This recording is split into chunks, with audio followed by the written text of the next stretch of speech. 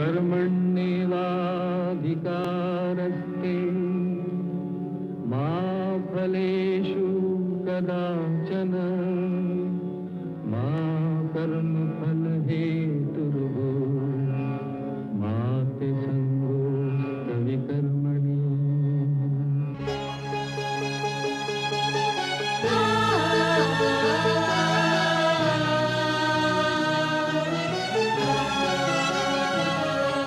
ये औरत है कुदरत का अनमोल तोहफा, ये ममता का सागर, मोहब्बत का दरिया है। हर नस्ल हर देश पर कर्ज इसका बनाया गया, त्याग को फर्ज इसका। मगर इसकी दुनिया ने कीमत न जानी, मगर इसकी दुनिया ने कीमत न जानी। अजब दास्तां है, अजब है कहानी।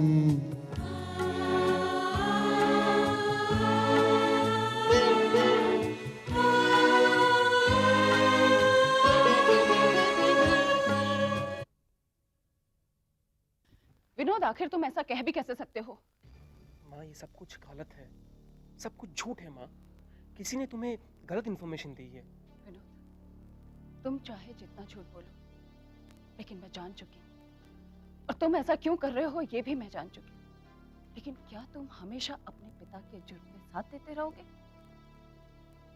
अब मैं क्या करूँ? मैं मजबूर हूँ। बाबूजी कहते हैं कि ये हमारी परंपरा है। वो झूठ बोलते हैं। वो वंश और परंपरा के नाम पर पूरी कौम को बदनाम कर रहे हैं। और तुम्हें परंपरा का ख्याल कब से आ गया? आज तक तुमने जो कुछ किया वंश और परंपरा के खिलाफ किया। देखो विनोद,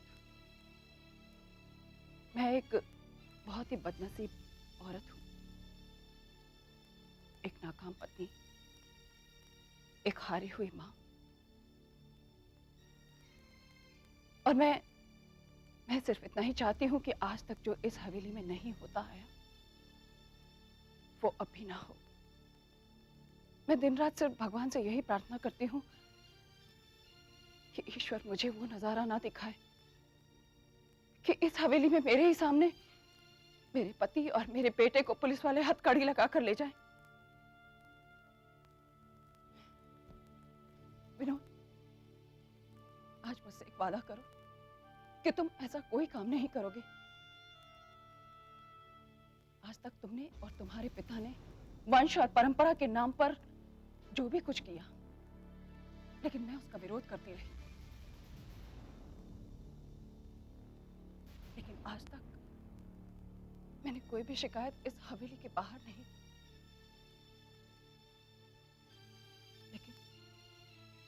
लेकिन अब ऐसा नहीं होगा। अगर तुमने और तुम्हारे पिता ने ऐसी कोई भी हरकत करने की कोशिश की तो इतना याद रखना विनोद, मैं इस हवेली की मान और मर्यादा को भूलकर तुम्हें पुलिस के हवाले कर दूंगी और अदालत के कटघरे में खड़े होकर चीख चीख कर कहूंगी कि ये गुनहगार है, मुजरिम है, इन्हें सजा दो।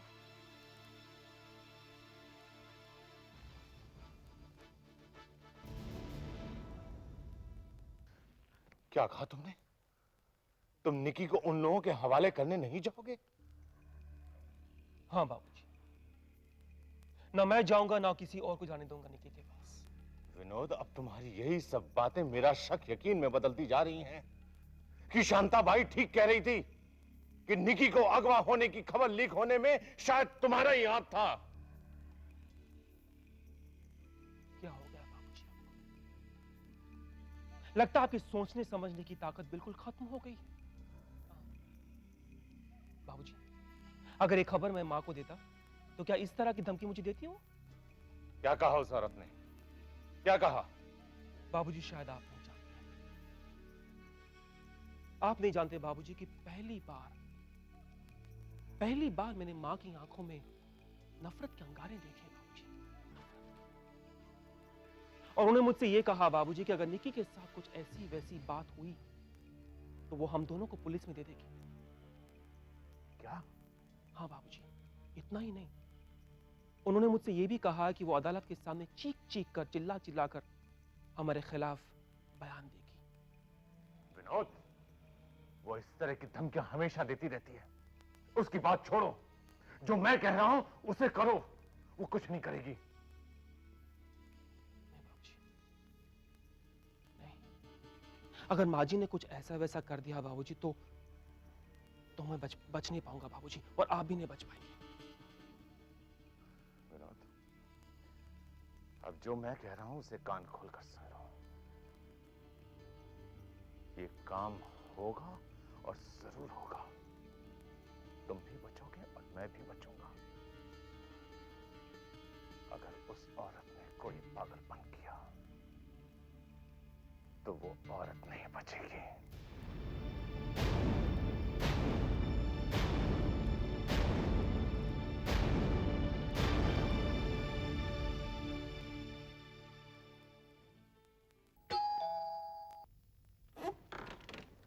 अरे माँ जी, आप जीती रहो। आइए ना, आइए बैठिए।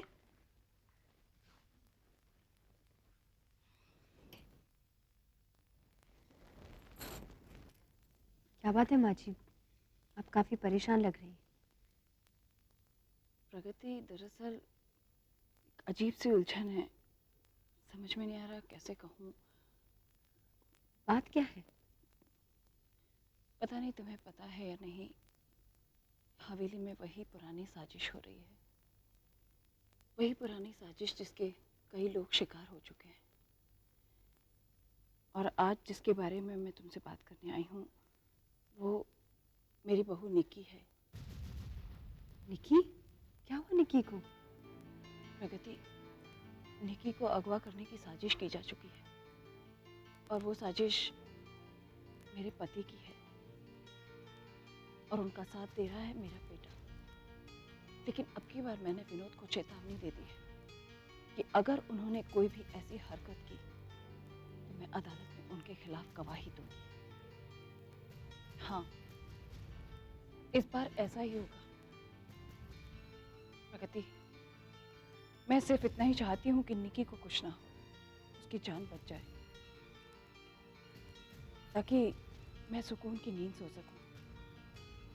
मुझे इसका कोई रास्ता नहीं समझ में आ रहा था, इसलिए फिर भी मैं तुम्हारी मर्जी के खिलाफ ये पूछने आई हूँ कि मैं क्या करूँ। माँ जी,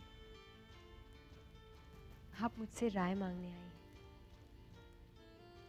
मैं ये अच्छी तरह से जानती हूँ कि अगर मैं आपको सही राय दूंगी तो मेरे दुश्मन बच जाएंगे। लेकिन चूंकि आप यहाँ आई हैं और मैं अपने बदले और दुश्मनी को भूलकर आपको यहाँ से खाली हाथ नहीं जाने दूंगी। इसे रोकने का एक तरीका है, और ये तरीका मैं आपको सिर्फ इसलिए बता रही हूँ ताकि निकी को कोई नुकसान ना हो। मेरी बात गौर से सुनिए।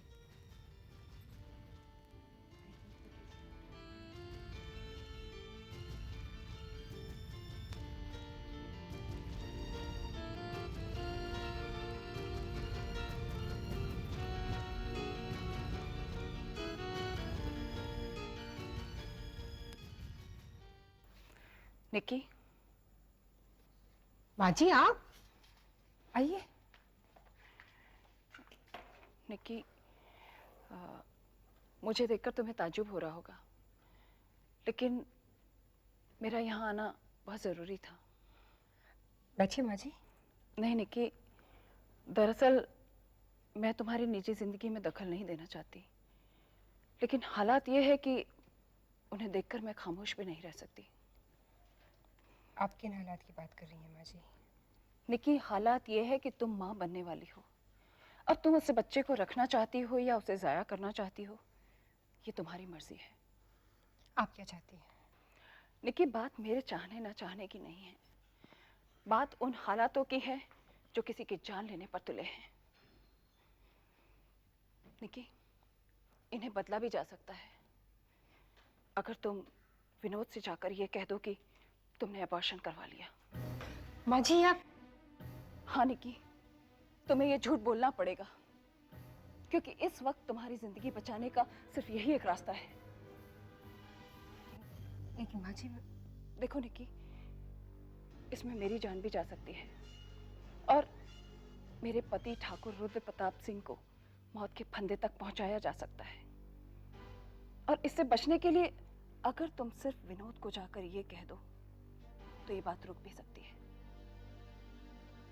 मेरी कुछ समझ में नहीं आ रहा माँ जी, आप किन हालात की बात कर रही हैं। और जब तक आप मुझे साफ साफ नहीं समझाएंगी, मैं आपको कोई वादा नहीं कर सकती। निकी, तुम सब कुछ जानती हो और वैसे भी तुमसे कुछ छुपा नहीं है, लेकिन तुम शायद सच्चाई मेरे मुंह से कहलवाना चाहती हो और मेरी इज्जत इसी में है कि मैं अपनी जुबान बंद रखूं। निकी, अगर तुम मेरी बात मान लो तो मुझ पर बहुत बड़ा एहसान होगा। प्लीज माँ जी आप निकी, इस तूफान को रोकने का और कोई रास्ता नहीं है। मैं फैसला तुम पर छोड़ती हूँ, आगे तुम्हारी मर्जी।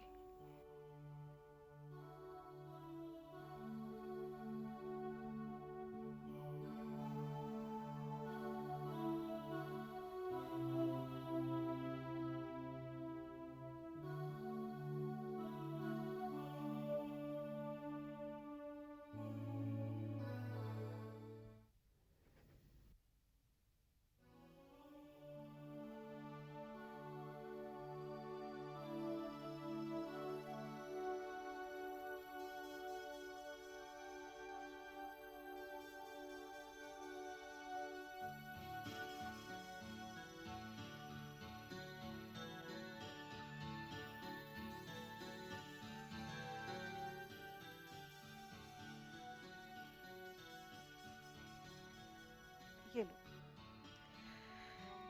ये सर्टिफिकेट है कि तुमने अबॉर्शन करा लिया है। लेकिन मिसेस विनोद ठाकुर, मैं एक बात नहीं समझ पा रही हूँ। दुनिया में तुम पहली औरत हो जो अबॉर्शन करा रही हो और इस बात का ढिंढोरा भी पीटना चाहती हो। आखिर तुम्हारी क्या मजबूरी है? तुम ऐसा क्यों करना चाहती हो?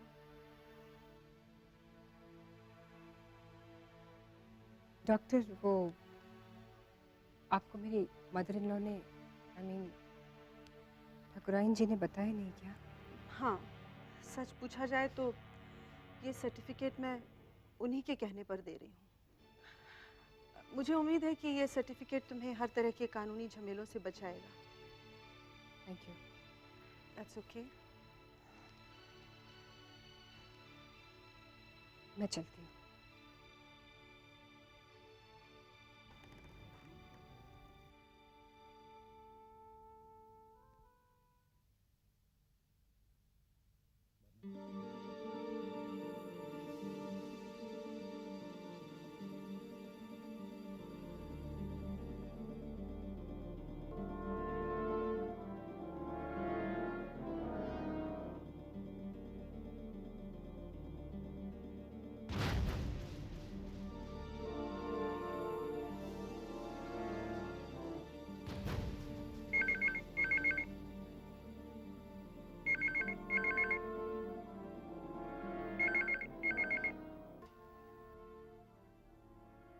हेलो। हेलो शांता भाई, मैं ठाकुर रुद्र प्रताप सिंह बोल रहा हूँ। जी हाँ ठाकुर साहब, फरमाइए। शांता भाई, अब से ठीक 1 घंटे के बाद खाड़ी वाली ब्रिज के नीचे मैं आ रहा हूँ। निकी मेरे साथ है, तुम लोग तैयार रहना। निकी तुम्हारे हवाले कर दी जाएगी। जी 1 घंटे बाद? जी हाँ ठाकुर साहब, आप फिक्र मत कीजिए, हम लोग आपको वहां तैयार मिलेंगे।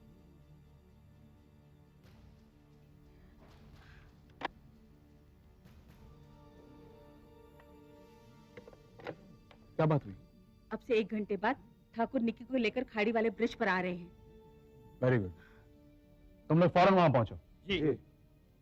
शांताबाई, आखिर वो घड़ी आ ही गई जिसका मुझे इंतजार था, वरना कल ठाकुर के आ जाने से तो मुझे ऐसा लग रहा था कि हमारा प्लान फेल हो जाएगा। ठीक है, मैं विक्रम साहब को इसकी खबर कर देता हूँ। All the best. सुना ना तुम लोगों ने, बिल्कुल अलर्ट रहना। चलो।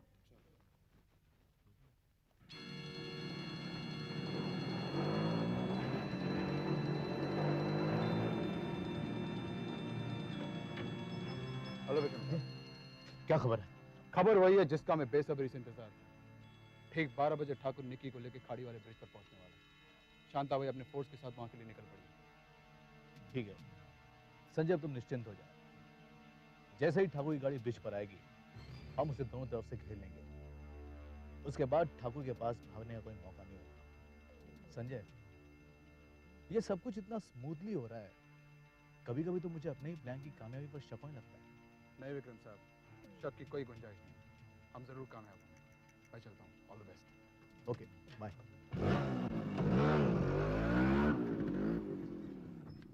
चल रहा।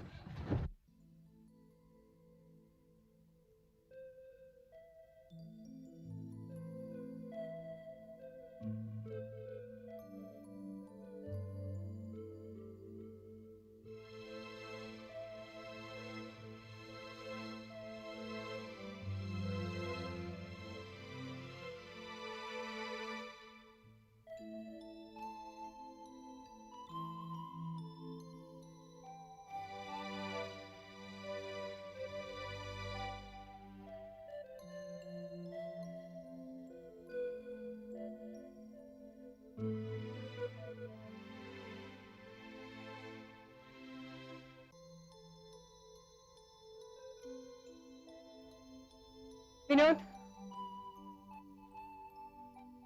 क्या बात है विनोद, मुझे यहाँ क्यों बुलाया? निकी, दरअसल तुम हाल में हो ना निकी, उस हाल में तुम्हारा डॉक्टर से मिलना बहुत जरूरी है। और बाबूजी ने अपने फैमिली डॉक्टर के साथ अपॉइंटमेंट फिक्स कर लिया है उन्होंने, और तुम्हें अभी बाबूजी के साथ डॉक्टर के पास जाना है। मगर विनोद, अब निकी प्लीज डोंट से नो। देखो, तुम्हारा डॉक्टर के पास जाना बहुत जरूरी है। अगर तुम डॉक्टर के पास चली जाती हो तो एटलीस्ट बाबूजी को तसल्ली हो जाती है निकी कि वो अपने पोते का मुंह देख सकते हैं। Please don't say no. Vinod, अगर मैं अब डॉक्टर के पास गई तो बाबूजी को तसल्ली नहीं बल्कि मायूसी होगी। मायूसी? ये क्या कह रही हो निकी तुम? मैं ठीक कह रही हूँ। मैंने तुम्हें, बाबूजी को और सबको इस चिंता से हमेशा के लिए आजाद कर दिया। क्या मतलब है तुम्हारा?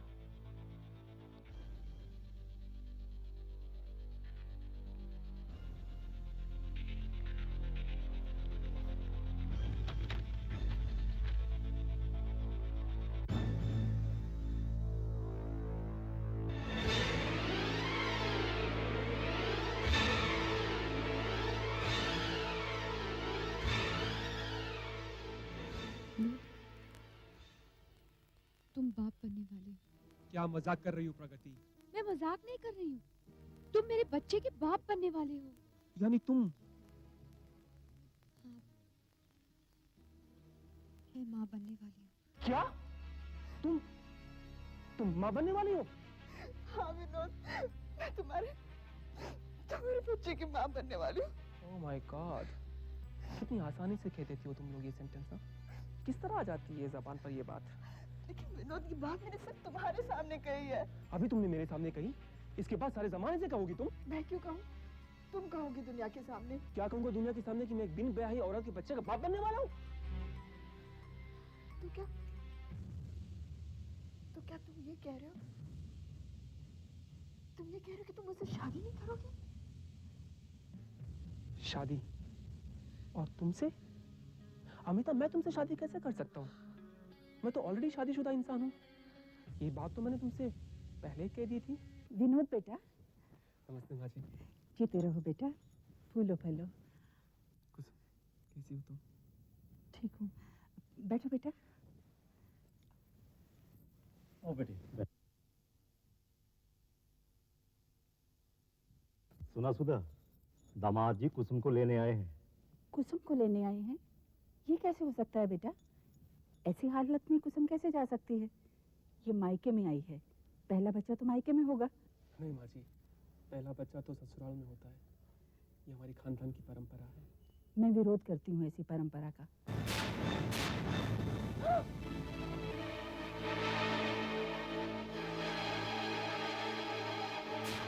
हाय जीजा जी।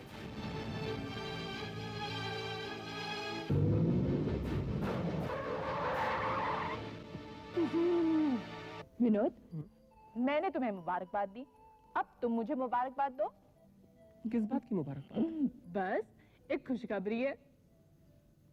कैसी खुशखबरी? पहले मुबारकबाद दो, फिर बताती हूँ। ओहो मनाली, जब तक तुम मुझे बताओगी नहीं तो मैं... ओके ओके ओके, ठीक है भाई। तो सुनो, मैं तुम्हारे बच्चे की माँ बनने वाली हूँ।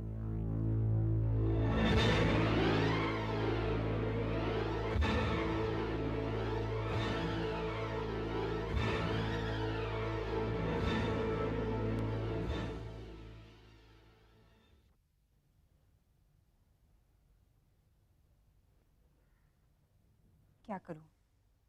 सबने यही राय दी, डॉक्टर की भी यही राय थी। फिर तो मैं मजबूर थी ना विनोद। अगर अब भी तुम चाहते हो कि मैं तुम्हारे फैमिली डॉक्टर के ये खबर मैं खुद बाबूजी को दूंगा। मैं चलती हूँ तुम्हारे साथ बाबूजी के पास।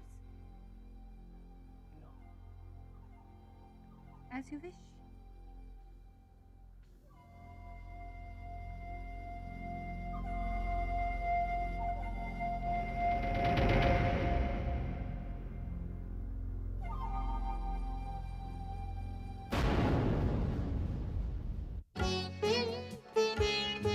है दुनिया में इंसाफ की ये निशानी, अजब दास्तां है, अजब है कहानी।